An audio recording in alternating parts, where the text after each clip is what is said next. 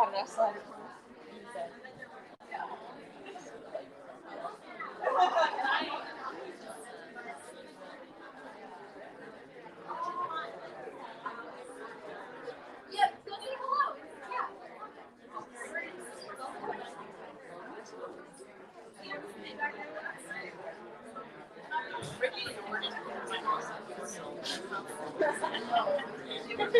didn't even know who he was though, so I didn't get any.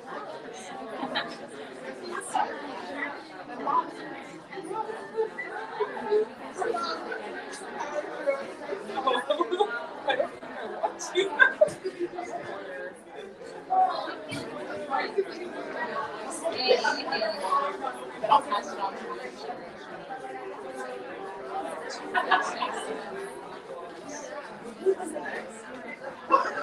all of you guys can hear this.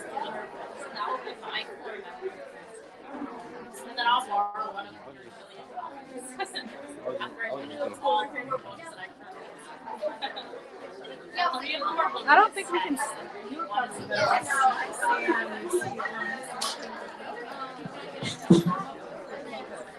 What is your favorite book? Meeting with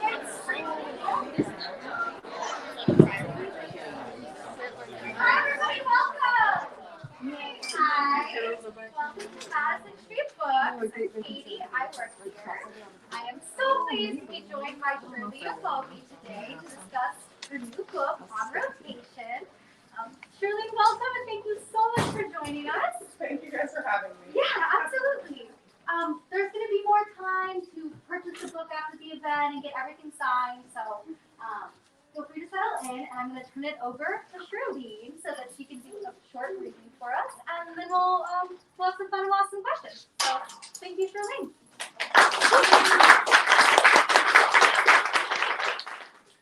All right. First of all, I want to say thank you so much for coming today. I am so incredibly touched to see so many faces. I know it's a hot day. There's a lot of things to do in Chicago summer, and I also know that today is a day that we just had something incredibly emotionally devastating. Roe v. Wade got overturned, and at least I know that I feel pretty unsettled in my spirit. And I'm just really thankful that you guys, even if you may be feeling similar ways, are here as well to kind of celebrate this with me. But yeah, I'll go ahead and get started with my reading. I know there's some kids here. I'm going to say a couple cuss words, but cover their ears.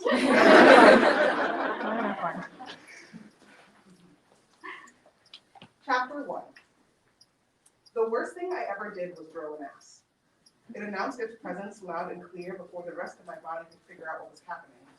One day I was skinny thighs and gangly arms and protruding belly button, and the next my thighs were bursting the seams off my jeans and my ass projecting out so far from my back that you could fit a pencil back down the gap, fit an orange, fit an asshole 13-year-old boy's hand. No belts would contain it, and spandex polyester blend curvy fit Levi didn't stand a chance. The ass had taken over. It didn't care that it was 2002 and asses were out of style. It didn't care that it robbed me of the chance to be that girl from the movies, the one scrutinizing her slim, toned body and her full-length mirror, peering over her shoulder and asking her bum of a boyfriend, does this dress make my butt look big? Because for me, the answer would always be yes, and it would be unjust to blame the dress. No, sweetie, movie boyfriends always say. You look great. 3 minutes later, they'll complain to their boys about how annoying it is when you ask questions that have no reference. They'll make fun of the fat chick for no other reason other than fat girls are funny in the scene. Real men, the ones who existed off-screen, had no quarrel with the ass. I knew what it meant to know that a guy was fucking you with his eyes before I knew what fucking was. Knew enough to feel sticky sick from their sleepy, half-lit gazes and curled lips. And damn, mamas, I learned to clutch my fist tightly over my barely buttoned chest and shuffle out of sight, legs pumped together to keep the ass from jiggling too much. Not that it helped. The ass had tossed me into womanhood without my consent, thrown me out on a platter for consumption, and left me there to smile vapidly at the uncle who was just visiting, as his eyes were hooded, and he said, "Hey, I'm G. All grown up, I see." For a while, no man who wasn't hood would ever fess up to being into ass, not until the time came when asking the style of every other Instagram post featured some skinny-waisted, big booty video fixation. bodycon bandage dress. I would have given the ass a pass for all the trouble it brought me if only it remembered that I didn't have the right phenotype. Big asses were glamour if you were Kim K or a light bright Dominicana, but on a dark-skinned, nappy-headed hoe like me, they were too jungle. Too much Sarte Bartman and not enough Marilyn Monroe. Frederick, my first ever boyfriend of 6 months, loved the ass. He liked to rest his hand on the small of my back and stroke down the satin smooth skin until the high round cut of it was cut in his palm. Mama had always said I was lucky. My ass came from my back on a steady slope, not jutting out assertively like so many of my aunties did. And Frederick enjoyed that incline, resting his hand along it when we were watching Netflix or falling asleep on his double. I think the ass might have not been the only thing he actually liked about me.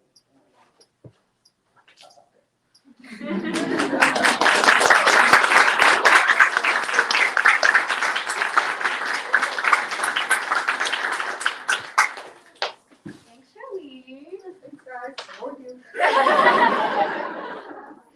y'all know that Shirlene's already on our bestseller list?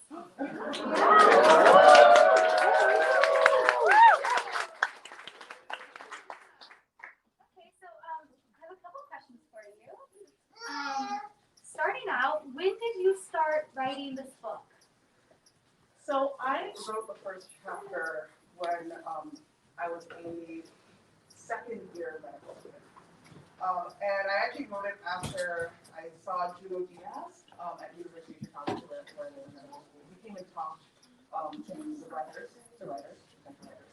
And he spoke specifically to the writers of color in the room. And he told us that, you know, a lot of us are afraid to write our own stories. And that was very true of me at the time. I grew up in all sorts of different contexts, right? But in every one of those contexts, I felt as though whenever I tried to write about a Benjamin American or even a Black woman, people would kind of be like, oh, this is self-inserted. And so I thought I wouldn't be a real writer if I wrote about people like me. And so that talk somehow it spoke to me very directly. And I wrote the first chapter that night. And then I abandoned it because med school's hard. Yeah. And I honestly didn't really write much more until residency. And really the COVID era was kind of where I wrote most of our rotation. I was a veteran in internal medicine and things were quite weak, to be honest. And I wrote this out of like for escapism. And then I finished it and I was like, well, I should try. Yeah. See what I go somewhere. And now we're here. And now we're here. Yeah. We kind of talked about it, but how in the world did you find time to write this book during medical school? How do you balance being a doctor and a writer? I would say that one informs the other, and that, you know, medicine is an intense profession to be in, and so I used art, so I draw as well. I used art and writing as a way to reflect the process. And it's not really even finding time exactly. It feels for me like something I kind of had to do for like my own wellness, but also just to like kind of to help me process what I was experiencing, what I was seeing, how I was learning and growing, right? And so I wrote while like on my phone while walking around in the hospital, like between patients. I wrote in malls during call days. And I do on my days off, right? Like, I put a blanket over my head and had a cat on my lap. And so I found time where I guess I needed time out of like whatever was going on. Cool. Yeah. Why did you want to write a romance? So that's a great question. Yeah.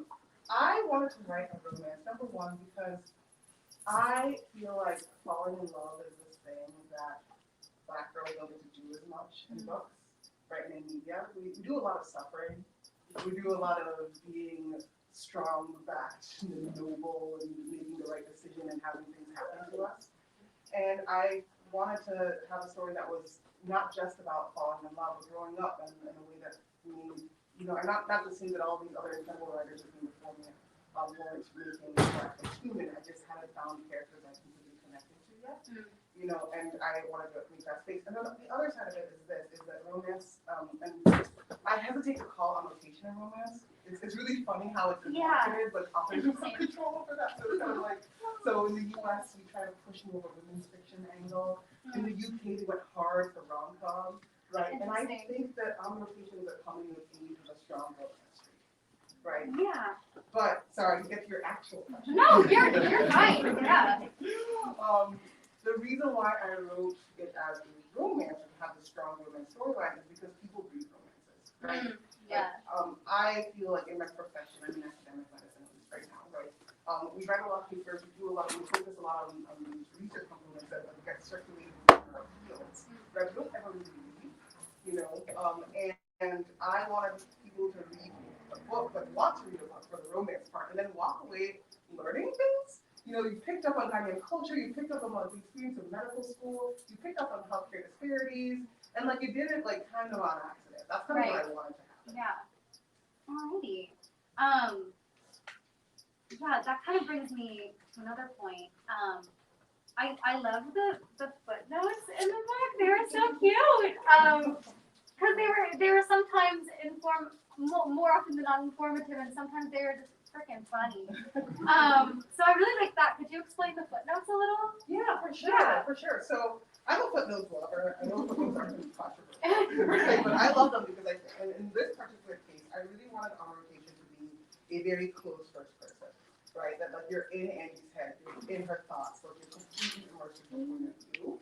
And I felt like every time I tried to write and explain things, it just didn't sit right because Angie wouldn't explain that, right? She wouldn't have to pause and be like, "This is what pimping is," right? But if you don't, right? If you guys don't know what pimping is, it's in the medical field when you get asked questions by your attendings on services to test your knowledge, right? But if you don't know what that is, you're gonna be like, "What the heck?" So rather than try to have her interrupt her train of thoughts to explain things that she would never have to explain normally, I just decided to use footnotes. And the footnotes are more almost in my voice than they are Angie's. And there's even though they say I worked hard to establish her voice, and then with the footnotes, I kind of kept them comments that we had to talk.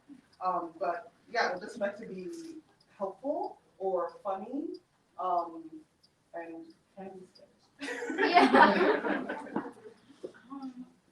Let's see. So the book has a lot of fun, relevant pop culture references. And I think that makes it super relatable. Are any of these references from shows and media that you personally enjoy? Oh yeah. Oh yeah. I'm a huge Avatar nut. Yeah, me too, yeah. So 100%. And I really I'm a nerd. I'm a huge unabashed nerd, right? And I kind of wanted my character to be that way because all of my friends are too. Right. We're nerds who like to go clubbing.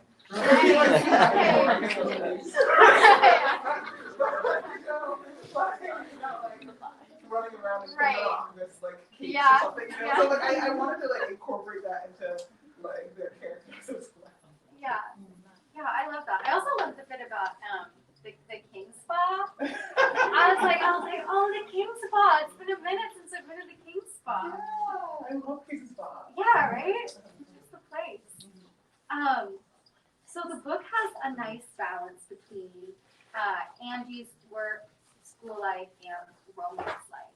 Was it hard to balance that in the book? Did you find yourself leaning towards one and then pulling back? How was that process?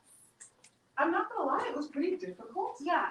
To really strike that good balance. And so for those of you who haven't read it, On Rotation has it deals with all sorts of love and different forms of self-determination. There's issues with her career, her advisors, there's self-love, there's love with her family, platonic friendship, etc. So there's a lot of moving pieces. And having them kind of all inform each other and inform Angie's character was tough because you only have so many pages, right? You only have so many words. And On Rotation is on the longer end of my genre, right? But I wanted to give each of those elements justice. And so, there were a lot of talks. I actually, at some point, the first version of On Rotation was dual point of view, Ricky's point of view as well as Angie. Oh, and that's interesting. And I Yeah. actually we made a decision to take away Ricky's point of view because number one, it took away a lot of the romantic tension when you knew exactly what he was thinking. And number two, like there were so many things that I had touched on with Angie's life that were really interesting and compelling that we all kind of felt like we expanded and that they couldn't be expanded. We kind of couldn't do it. Yeah, no, I agree with that. Yeah, so without trying not to give any spoilers, so that first moment when Angie sort of makes a move, why the decision not to have Ricky reciprocate? Was that always the way it was? I was like, I guess it is. It's more. Maybe it's just more interesting. Yeah. So again, not to throw shade at the genre of romance. Yeah. Right, but I feel like the romance genre generally has like a few rules, and they actually say this, right? Like the main guy has to have eyes for no one other than the female lead, right? Like he has to be like, and he can be a mess in other ways, but his like commitment to her can't be shaky. And I was like, that's just not real life, though. Yeah. And as much as I love those stories, like I really wanted him to be his own full character, right? And actually, when I was writing this, right, my husband would always be like, give him more agency.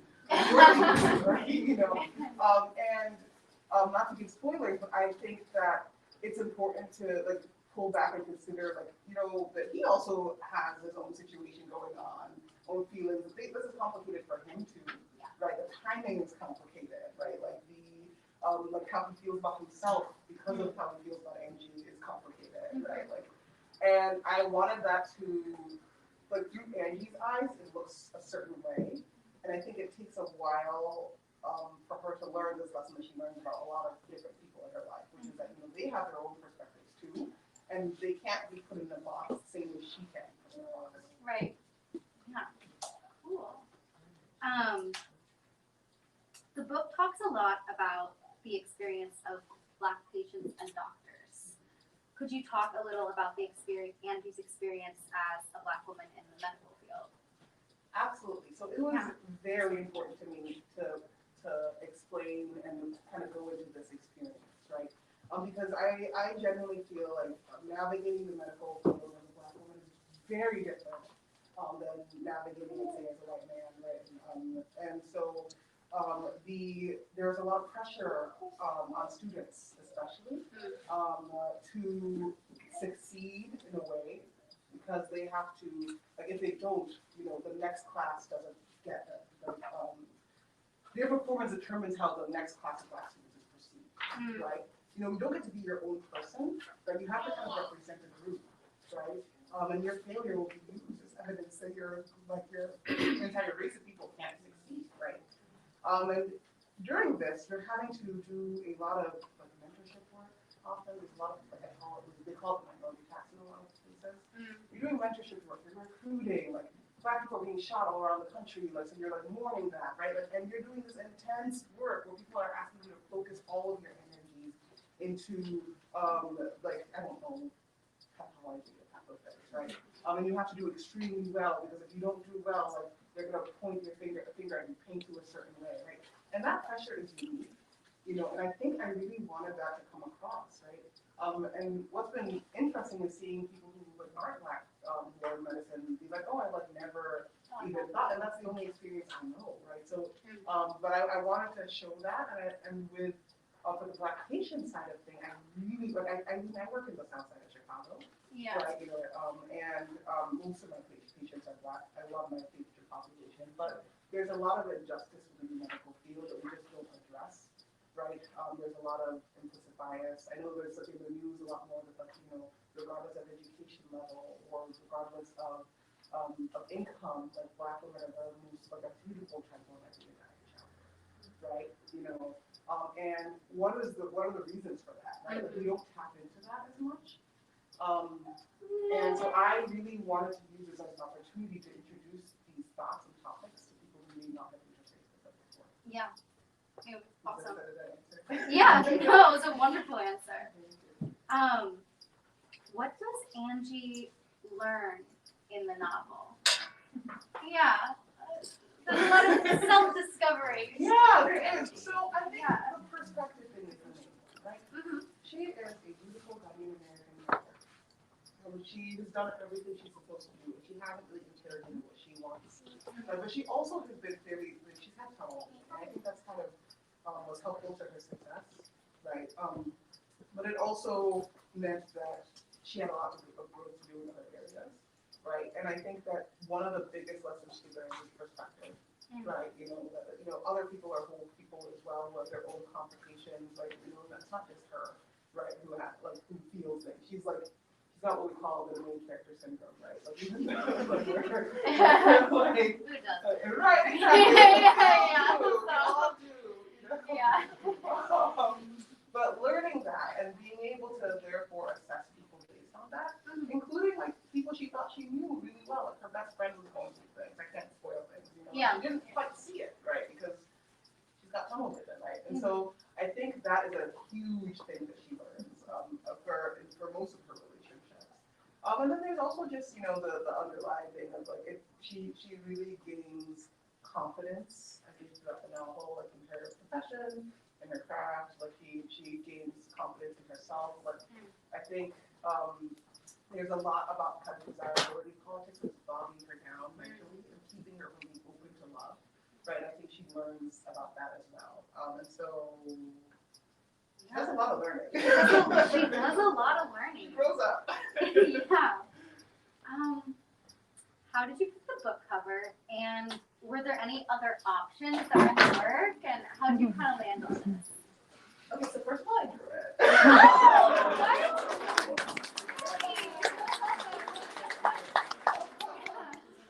But I drew it based off of a concept that our designer gave us. It was, she didn't have a white coat the first one, she didn't have the peach earrings, she had kind of weird hair. Sorry, the designer. But the tech was kind of was there, the colors, these like bright colors, the eye-catching colors were there. And so we kind of like went with, this was like that was the base design that the design liked the most, right?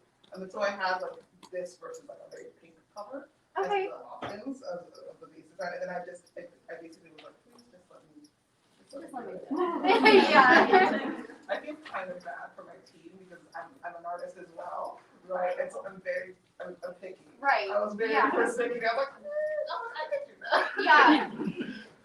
Yeah. Is there a reason you went with these colors over pink? I was like, there's so many pink books. I sell a lot of pink books, but there's also so many pink books. Exactly. And I'm like, I don't really see that many yellow books. Yeah. Yeah. It's clever. Yeah. So yeah. I like to be different. Yeah.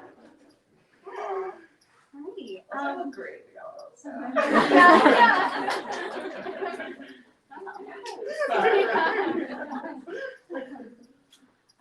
Well, I think we can go ahead and turn it over to audience questions.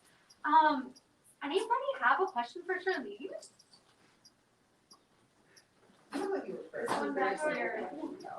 Oh, Bo. Okay, so the original title for our rotation was actually Dr. Mrs. After the kind of how you're supposed to address women.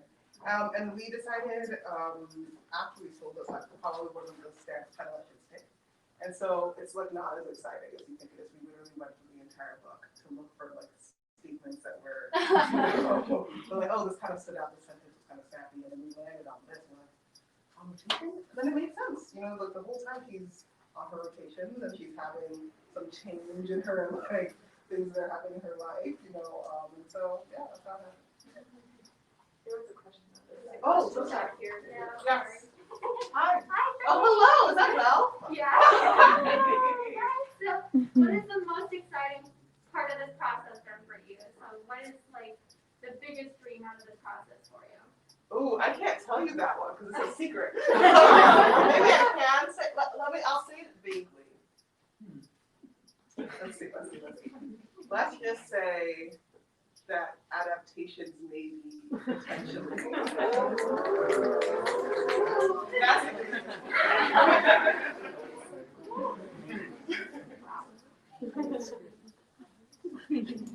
That's I'm sorry. What advice would you have for, let's say, like a third-year medical student? They're like this. They're like about to start their rotation.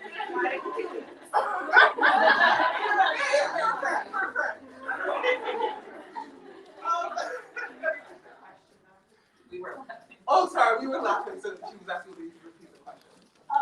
Like what advice would you have? There's like somewhere out there in the universe, right? If you're a medical student, they just took the biggest exam of their life, and they're right about to start their clinical rotation. It's a nerve-wracking time.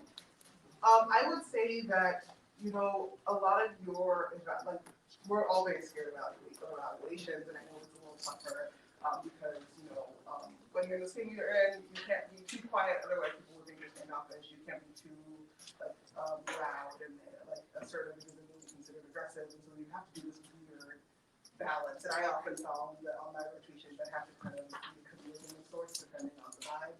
Right, like when I'm in the surgical suite, I have to be like, oh my god, you're so smart. And, like, so it does require a little bit of reading, like aggressive reading of the room, and that's gonna be the most, like that's the hardest part of it here, right? Is that, you know, there's an element of you that can't completely be yourself, but on the other side of it, I do think that if you focus on patient care and you make that your main focus instead of like getting stuck on the comedic aspect of it, you're very likely to succeed. I'm a fellow now, which means I have medical students, and now I'm far enough away from being a medical student that I can actually evaluate you guys and be like, oh yeah, like these are the differences.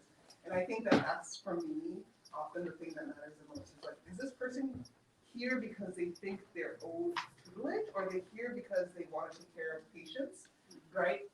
And they want to be a better clinician, right?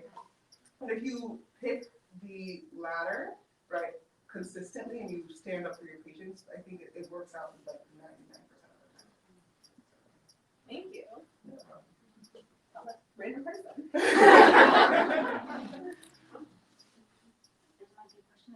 I was curious, the doctors are not necessarily encouraged to have outside hobbies or interests, and this is a pretty big one. I was curious, like, has your department been supportive? Has it been a mix? Like, Is that a question? Not that. I don't know if they're here or not. They're not. I think that could be your answer. That's okay though. When I make a big, they'll put me out there. I think that, you know, we've been taught what to value in our field, and we haven't yet gotten to the point where we value. And this is changing. I think humanities, arts, etc. Right, things that aren't like NIH funding, right? Like, and I think that in some ways, I feel like the more me's and Kimberly Martins, etc., who are out in the world, like influencing, I hate to use that word, and teaching about the profession through this medium that honestly is our reach. It has a super wide reach.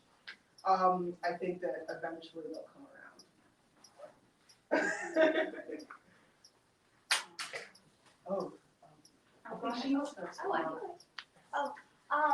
It was so interesting to hear that your first draft had two perspectives and then you like whittled it. So I'm just curious about either you can choose how you want to answer it, either something else that you edited out that you were surprised you could let go of, or something that made it in that you were like, absolutely not, this is staying in, and if anyone tries to come to me, no. So I'll answer the first part and then the second part. Or sorry, the other way, I'll do the second part first. I had a really awesome team at HarperCollins. My editor, my submission process was kind of fraught with people trying to change the vision. Right? They're like, what if there's no romance at all? And it's just about, like, it was like very much like struggle. Luckily, my editor, Lucia, it was like solely on board for most of it. And so I didn't really have to, there was little that I had to like adjust in terms of the vision that I like to miss. There are some things, I mean, the book is messy. All of the characters are messy. I know this, right? Like, and they were messy, though. There was like definitely like a scene that I'm still very married to. Like, I still think it was probably, but like, you know what I mean? Like, there's something where you're like, I probably would have kept that, right? That like absolutely not. People hate Angie if you have to do this. And they were definitely right. And so, but in general, I think that I was very much given the like like I was even a lot of creative about it.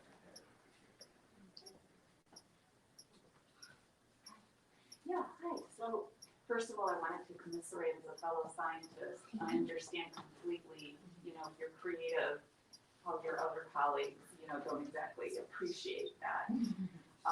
That part that's only about it being completely analytical and critical analysis and all that. So I completely get that. But my question was, so you're very eloquent. You're telling us you're writing this in between time, 5 minutes here, there, 10 minutes there, there, which I know as the budding artist myself, like writer myself, that requires, that's hard. That's very hard. So I'm wondering, is there in your family, is there an artistic streak? Is there a storytelling streak? Not to take away anything from you, but just like, is that something sort of you learned early on, that ability to write or just be creative and artistic? Did that come from any family background? My mom's right here.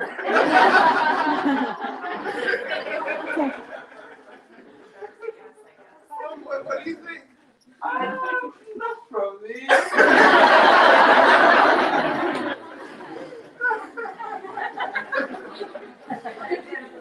Imaginative, it doesn't have to be that she actually wrote a book, but Yeah. No, like you design things. Yes. Design clothes. Right. so So there's like a little bit of that, Yeah. I think I definitely from a really young age was into I started writing. Right. Super young. I think my mom before when we started was showing people pictures of my first book launch. When I was 10 years old, it was my birthday party, and instead of like gifts, I wanted people to buy my book. It was like they bound it for me at Kinko's.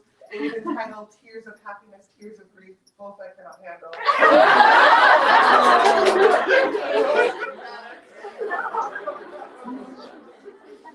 So this is kind of a long time. It's on brand. That's how it is. Hey, Shirlene, I have a question. Hi. So I know you love drawing and writing, and I'm wondering if you ever considered doing like a graphic novel or something. This is a question I get a lot because I think I started sharing my art way before I told anyone I wrote. And in fact, my husband says that he didn't know I wrote until I told him I had an agent.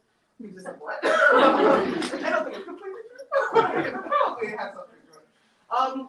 Maybe. The answer is maybe. I still very much want to practice clinical medicine and graphic medicine. Graphic novels are, like the whole thing where I can be walking around and writing. I can't do that with graphic novels.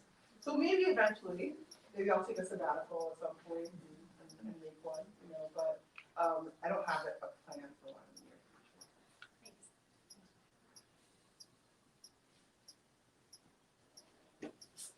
Hello? On the eve of interns starting, I'm a nurse at University of Chicago. And how can we be supportive to the MDs of the work?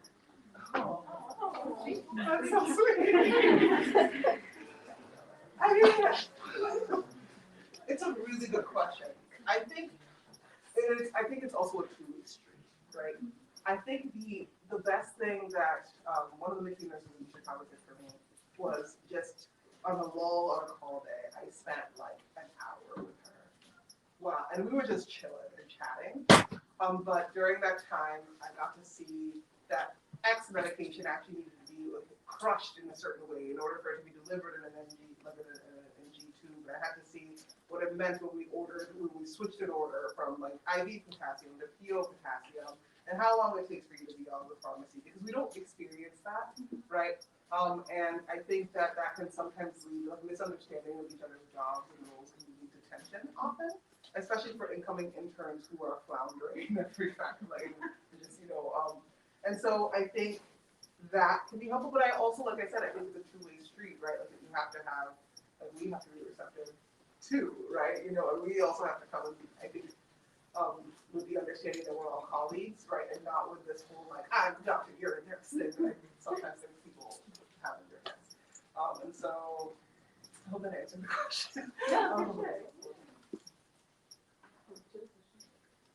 just a comment about how authentically like Ghanaian and Black and woman this book has been. Just like hearing you read this excerpt and like looking at this cover here, I'm looking at the dark upper lip, right? That a lot of us Black women have, right? Like thinking about as a medical student, wearing big earrings, are they going to call me out about that? Or having a big butt, how's my butt going to fit in the scrubs, right? There's a lot of us here from Pritzker School of Medicine and other medical schools, and I think we all just want to thank you for representing us in this way.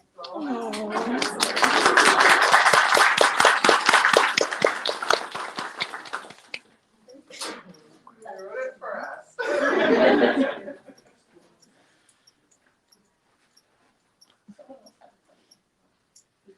I've asked other questions. I know this is your first book, and not to jump the gun, but were there other book ideas you already have planned, like sequels or other topics? Or, mind you, or if that's too like sneak peeky.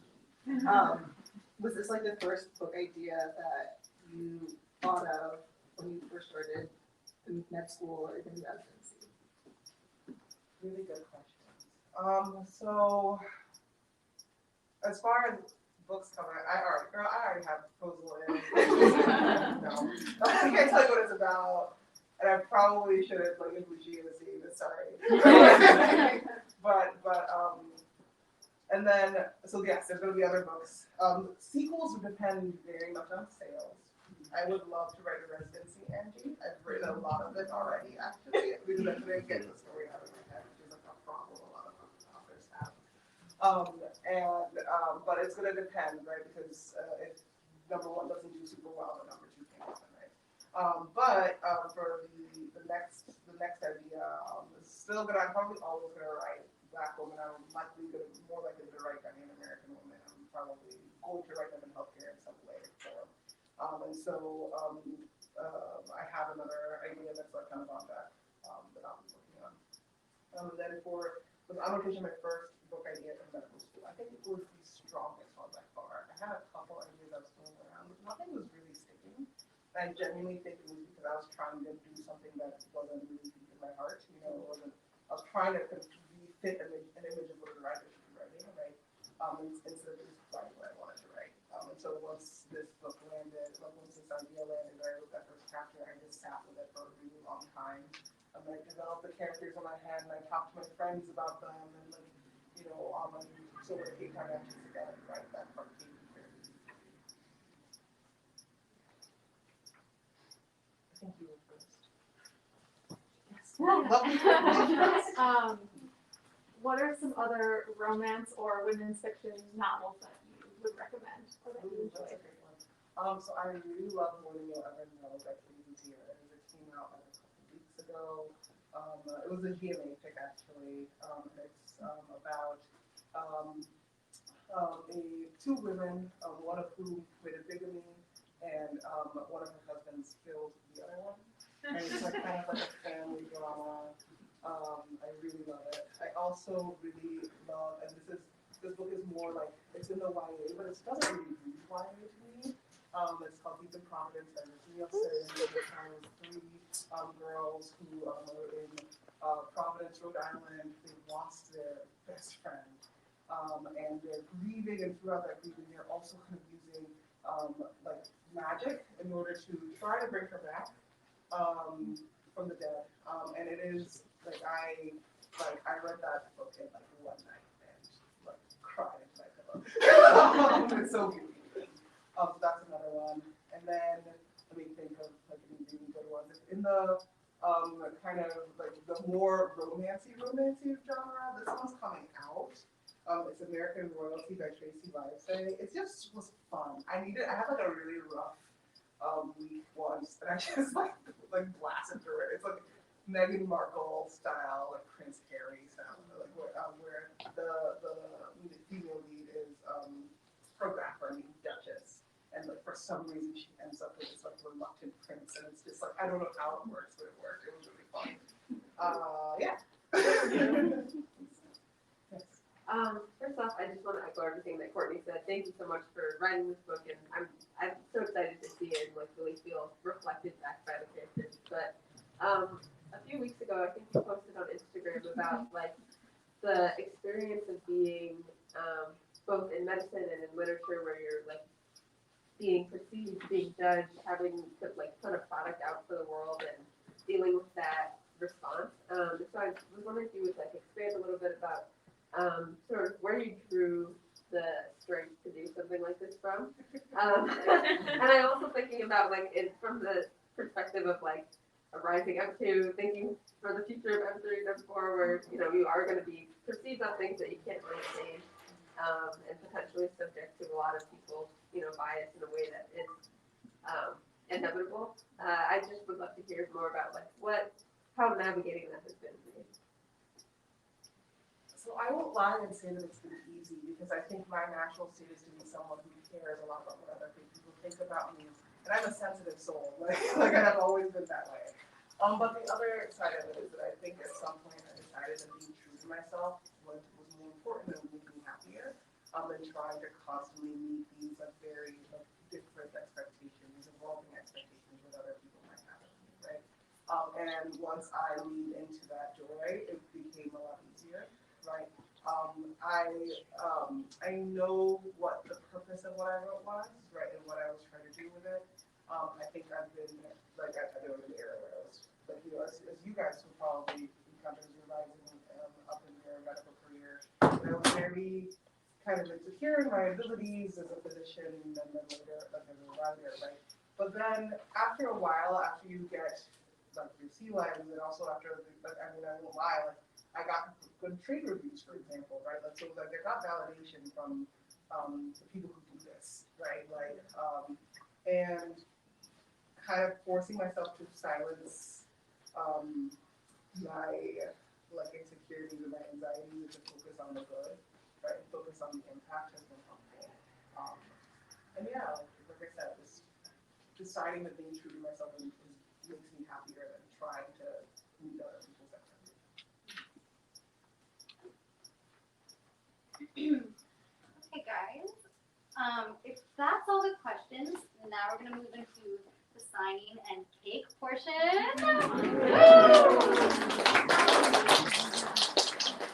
Given just a little bit of order, why don't we have this first row here start for the signing? Starting with the lady down there in the tan pants, on the front row. Wait, come pick If it. you'd like, and then the rest of you can kind of fill in, and I'll be reading this out.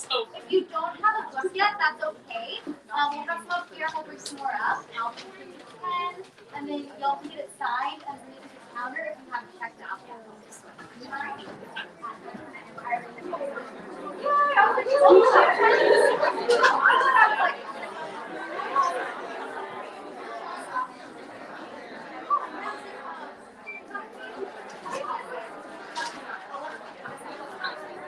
Yeah. Hey guys. One more thing. We're also going to be doing a raffle. So if y'all haven't signed up for the raffle yet, it's right over here at this table, and we'll do the raffle in say 10 minutes. Yeah, that sounds good. It's just for lanyards and pins. Like you get, I have 5 sets of them. So 5 people can win. Alrighty.